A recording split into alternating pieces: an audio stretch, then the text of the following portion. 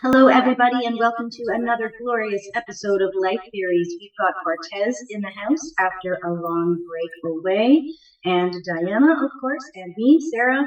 And today we are going to talk about the importance of letting go to call in the new, and also the importance of appreciation, what's already in front of you, and giving what you have the credit that it deserves and the attention that it deserves before pushing for those new manifestations to come in, and really taking stock of where we're at, what we have, and how we can use that to help us propel ourselves forward. So thank you so much for joining us. Let's get into it.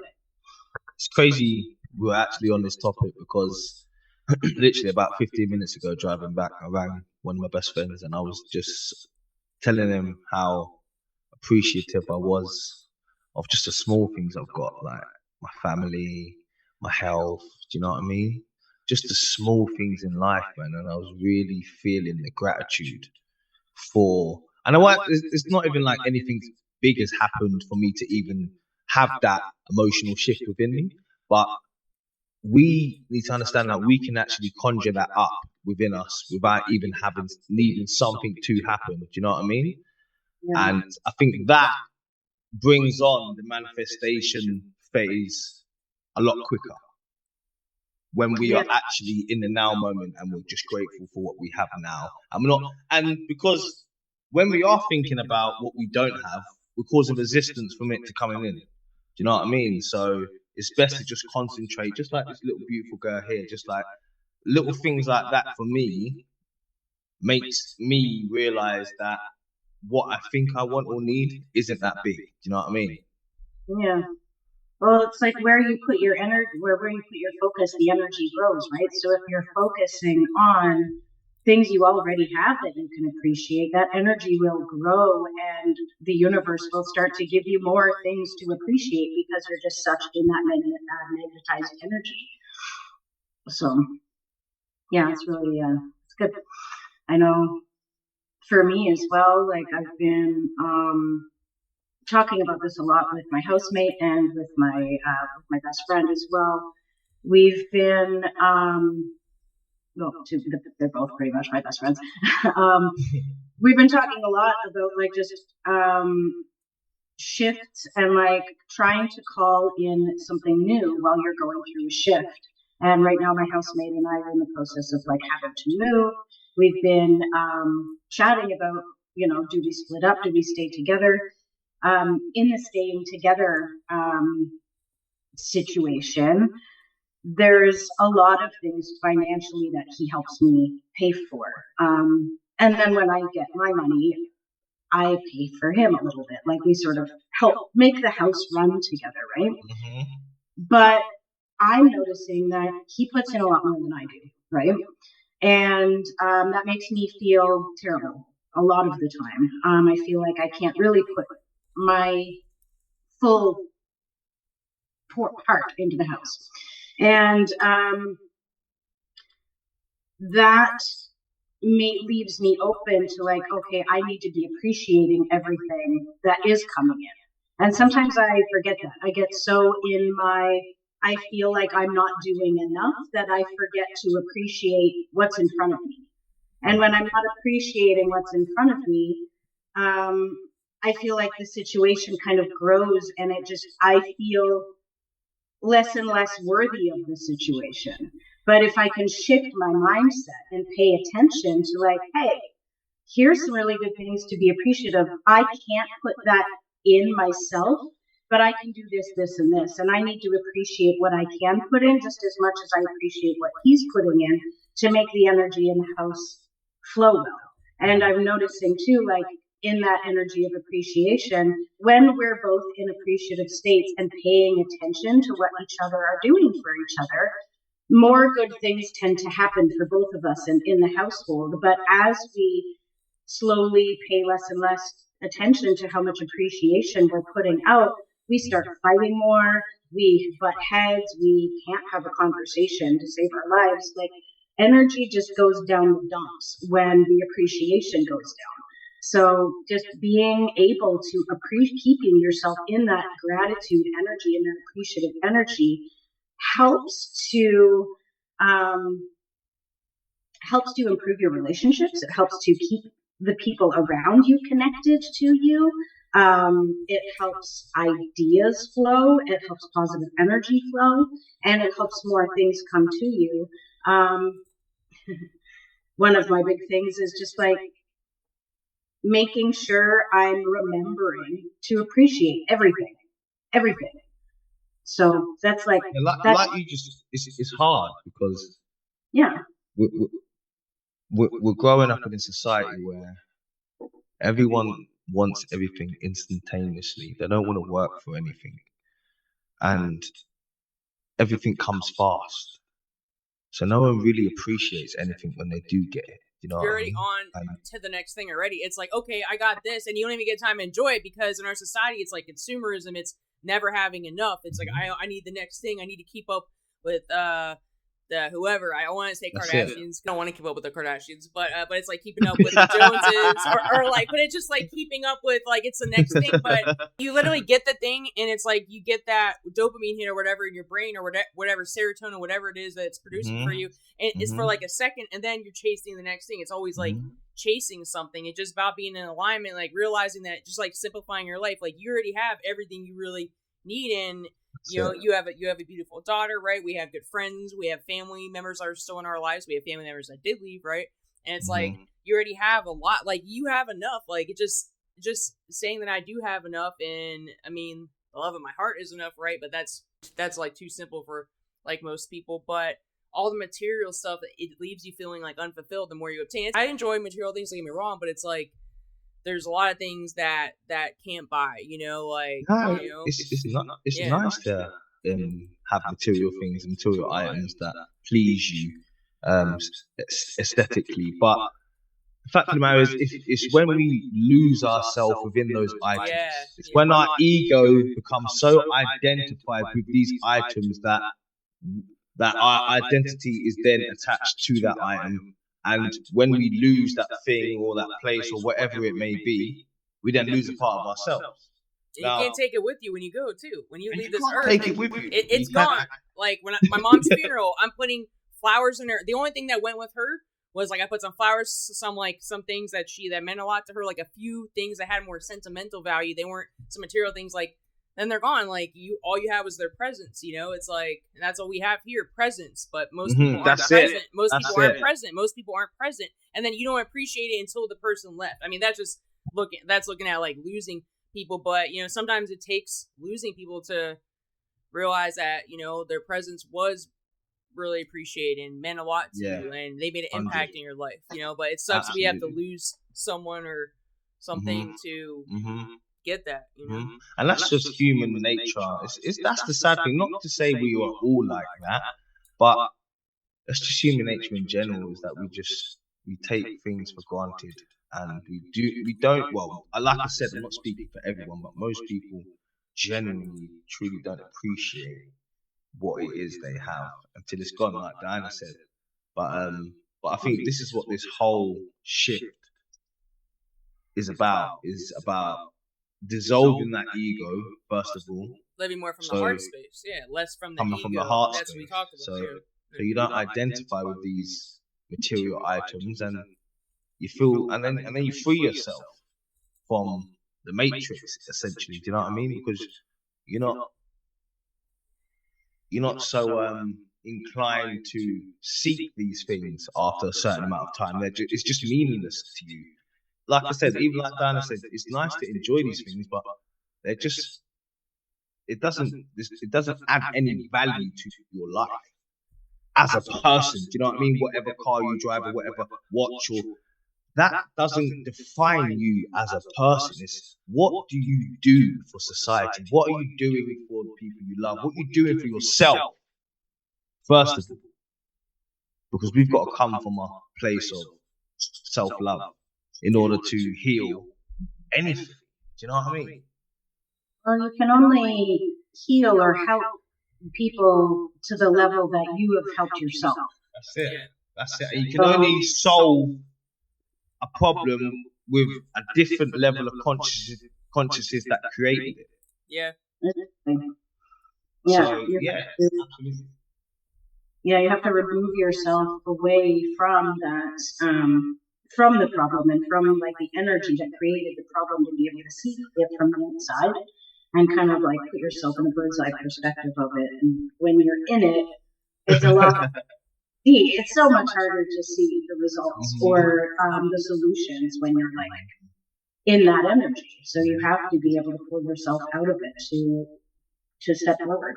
I think the more cycles we go through, the more we realize that this is a cycle, and now we can actually see what's happening for what it is, and then we can pull ourselves out of it a lot quicker now than before, when we were unconscious and unaware of what was actually happening to us. Do you know what I mean? And that's and that's another thing to be grateful for. Literally, to have the minds and the openness that we have in order to connect and just change our beliefs if we want to. Do you know what I mean? Some people are so rigid and ignorant that they don't even want to change their beliefs because it's painful. Do you know what I mean? But we've accumulated enough awareness and consciousness to do that now. Yeah. And we're able to change and break karmatic cycles, and it's amazing what we're doing, man. And I don't think we give ourselves enough credit for what we actually bring to the table, do you know what I mean, spiritually and everything, especially from how far we've come in the last couple of years. Well, the way the brain works too, how we know that we can actually reprogram subconscious programming, subconscious thoughts that we're having, and get into our belief structures and really start to look at them and shift away and be like, start to dissect our beliefs. Like, what are the things that are going through my head on a daily basis? How am I subconsciously navigating through life? Just on autopilot. And we actually have the tools now to start looking at the subconscious beliefs that we hold and start to shift them and start to work with them and nurture the ones that are positive and reprogram the ones that are negative. So we're really lucky that this information is starting to become more prominent, and it's starting to come to the forefront. People are really putting these practices into play and shifting their lives for the greater good of themselves and the people around them. What an amazing time we're living in, guys. It's the age of information too, we're coming on the age of Aquarius, right? And that's the whole age of like truth. Yeah, and my rising sign is Aquarius, so that's right. Yeah. And we all know from what's actually happening around the world at the moment that truth is definitely coming to the surface. Definitely. I've never seen overload. Actually, it's almost like information overload, because you don't know. There's so many things that are coming out, and then people are making content to try to go viral and stuff, and they're just clipping a certain part of it without seeing the whole context or without maybe doing research. So there's almost overload where us three have all went down a lot of rabbit holes, of course. But to someone just waking up right now, but to people that are just going through this, it's probably like a complete shock to your like whole belief system, nervous system, your whole way of life, everything we've been doing your whole life. Like we've been a little slowly. I mean, we kind of went in like, I guess, with a bang kind of, but we've been developing this, but there's still levels to this stuff, and it's just crazy what's coming out, and like and you have to also be gentle with yourself and others, be compassionate towards others, because sometimes I want to isolate myself away, because some people, their energy can be a lot, but you have to understand some people have compassion because these people are connected to us too, and they're going through their process. Remember how it was when we went through ours, or when we went through dark times. So I'm also trying to be compassionate as much as I do want to protect my energy and stuff. I'm also finding a balance between like still helping people and being around people. Connection is important now, but also I need to take time like away from them too. So for me, it's like finding a balance between that. Yeah, that's crucial in the energetic times we're living in. It's so energetically charged. You can literally feel the energy. Yeah, as an empath, it's a lot. Yeah. Well, I'm even noticing not just on social media. Well, I'm seeing it on social media, but like in politics here in Canada, like the truth is coming out heavily too, like about how much our prime minister has been like digging the country over, and all of this stuff. Like people are talking very, very honestly. Like me and my roommate never watch these things. But it's just been so interesting listening to them talk about, like, okay, like, you've done enough to Canadian citizens now. Like, we're all going to start talking about it. And it's actually starting to look like he might get in some serious legal trouble for all the stuff that's been happening. So there's like a lot of truth coming out right now. And it's not just on social media, it's like in politics, it's in Hollywood, music industry. Hollywood, music industry. It's insane over here too. Hollywood, it's medical industry. Crazy stories on here. Yeah. Absolutely unbelievable stories we are hearing. And it's not nothing we don't know. Especially if you've been down the rabbit hole like me, Diana, Sarah, Jay. This is nothing new to us. Right? And no surprise. Nothing's gonna surprise me. You can't tell me something I'm gonna be like, oh my god. Like, I mean, you might have an initial like, oh, they're actually revealing this now. Oh, they actually, it's actually coming out. It's about time. Yeah. Like, and that doesn't mean we know everything. It's just that once you've been on this journey for a certain amount of time, and you sort of follow what their plans, because they're so open about certain things. You know what I mean? So it's like, you put two and two together, you paint a picture, and then you just wait. And it's like, almost like I told you so to certain individuals. But we don't want this to happen. Like this spiritual awakening and the transition between 3D to 5D is an amazing thing that we are all experiencing on it. It's like, this has never been done. Like, what's happening now on this planet has never happened. Yeah. Essentially. There's more on the planet now than ever in any history. And we are not just witnessing this. We are playing a part, front-lining to heal our mother, planet Gaia. And it's like, that alone deserves a clap of their hands. Do you know what I mean? Because we don't have to do this. This is by choice. We chose to come here. Yeah, I mean, this is by choice. It's actually a great time to be alive, even though it's crazy and stuff.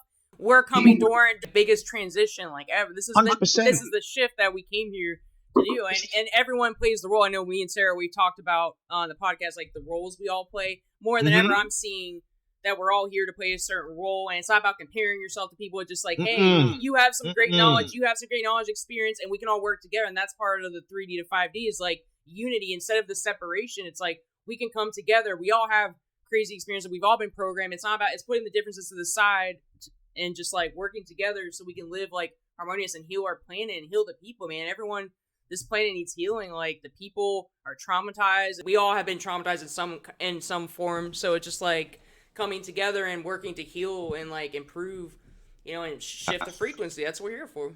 You have to go through that darkness to understand it, though. We had to go through this. I mean, we've been through some pretty dark stuff. I still am experiencing that, but but I learned to balance the dark and the light. It's about balancing it. If I'm too in my love and light, then I'm not being realistic. Then I feel actually almost too distant from the people around me because then you're almost like you think you're not above, but like, oh, I have this awakening, all love and light, but it's about the darkness. You can connect with people more when it's not about going completely into darkness, but it's like, it's just balancing. Balancing is a huge thing. I love the darkness. You know what gets it's me needed. Is, it's needed. You have to go both. Yeah.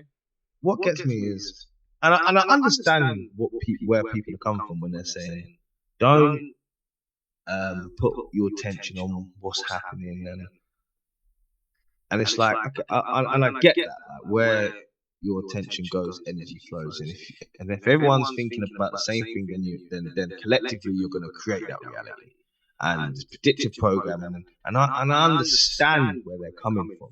Just think about, like, just concentrate on healing yourself and pray and meditation. But at the end of the day, it's going to come a point where someone's going to be knocking at your door and they're going to throw you in a bloody smart city. Yeah. So whether you're meditating and praying, it doesn't matter, because at the end of the day, you've got to be logical about the system we are living in. You have to be realistic. Like, you have to be still grounded. We're still in this reality, and it's good to be aware of the whole perspective. Okay, that's one part of it, but there's like the whole thing. Some people are too focused on 1 year apart. That's but it. you have to open up your third eye and see how it's all connected. And I remember me and Sarah, we talked about this before, how who's to judge which good and bad, right? Like everything is needed and the contrast is needed so we can get the planet in balance, because we have so much. Part of the separation is like the polarities. Like some people are all the way in the dark, some people are all the way in the light, and like I think they're better than everyone. There's like, it has to be like a balance and working together. So even people can go too deep into the spiritual, and then well, you like end up spiritual narcissism. Yeah, sometimes too. Yeah, you end up spiritual bypassing, and then you just turn into a narcissistic arsehole. And like majority of the programs that were Netflix now were just like spiritual narcissistic arseholes and cults, and I'm thinking they're proper going for us, isn't it? The spiritual community on Netflix, like they're trying to make it out to just be some sort of whole.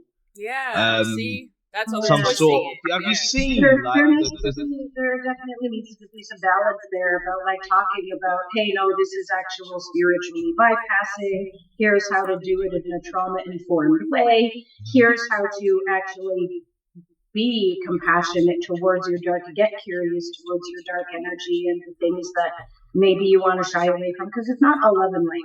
You can't just pretend your darkness doesn't exist. The shadow work's so important. That shadow will come up and bite you in the ass when you're in the middle of your love and light ceremony or whatever. It's gonna be poking at you. Yeah, I'm right here, and it gets bigger and bigger. It's like, yeah, bigger it's and like, bigger. And then you turn into, like that guy that runs the Twin Flame cult. Yes. He thinks that show is crazy. He's freaking Jesus.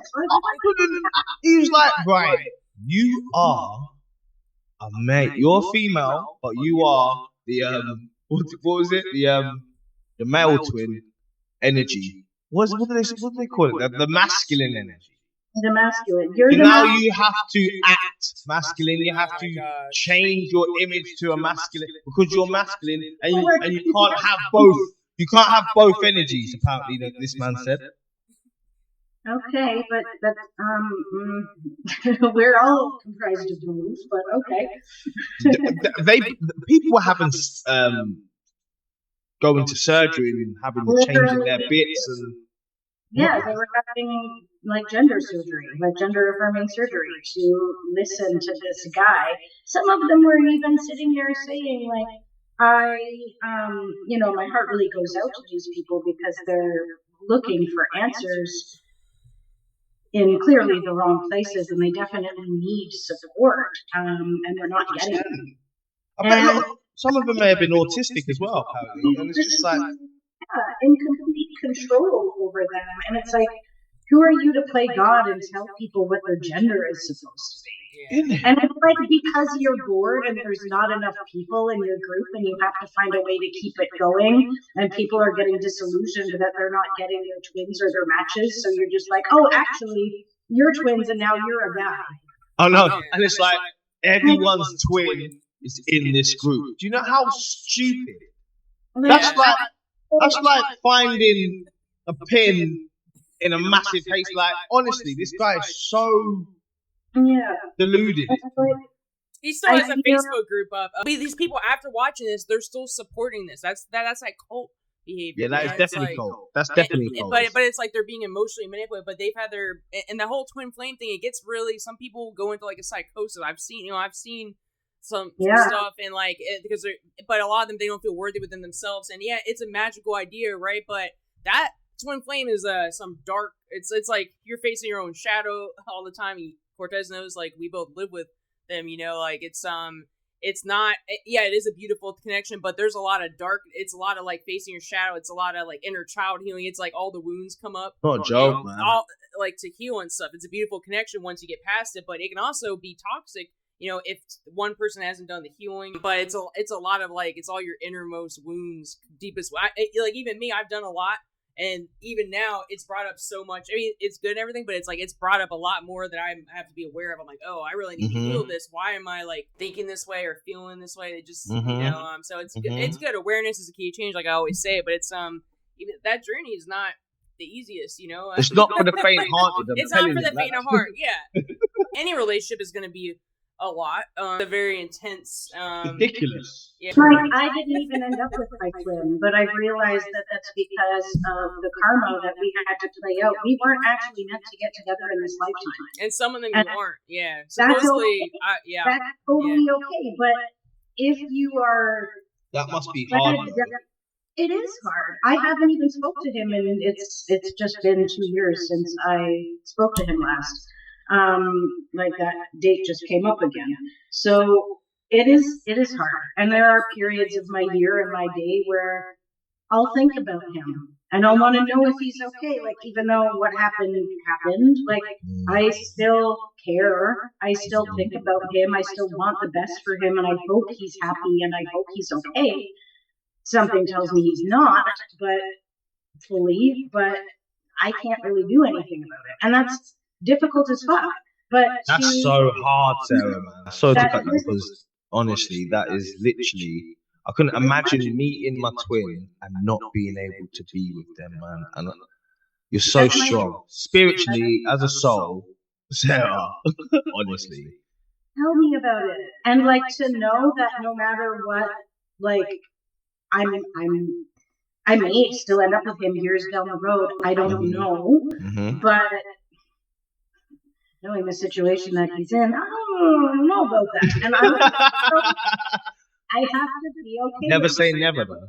And I feel like it's important because as somebody who knows within my heart of hearts, that's my twin. And to know that I can't be with him in this lifetime, like, that kills me even to think about that. It's gut wrenching. I might still be with him, but you know what? Like, what I learned about twins from this situation was so valuable.